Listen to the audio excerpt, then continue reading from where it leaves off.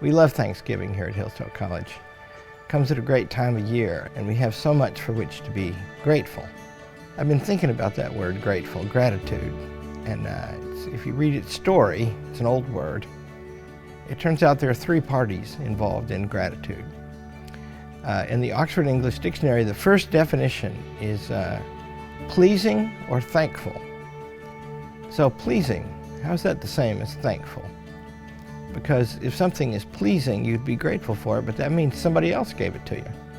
So the attitude of gratitude connects you with others, reminds you of what they do for you, helps your relations with them, which are, of course, fundamental to human happiness.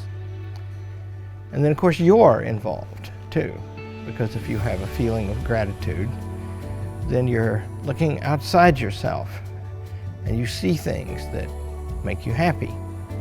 And you're grateful for those, and that attitude makes you more open to things, makes you better able to see,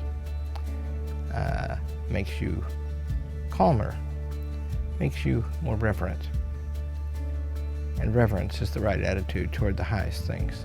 The third party involved is not immediately visible, and yet written everywhere. We live in nature. The beauties of it surround us. The challenges of it test us. We are of such a nature as to attempt to meet those challenges. We are fitted into nature. We are somewhere in the order of nature. The order of nature, we didn't make that. Our capacities, we didn't make them. They are given to us by a maker, the maker. And so to feel your life and see the things around you, the people who do good for you, your gratitude to them, it connects you to your maker.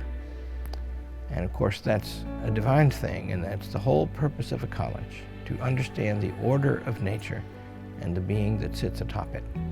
At Hillsdale College we are having so far a very happy Thanksgiving, and we wish you one as well.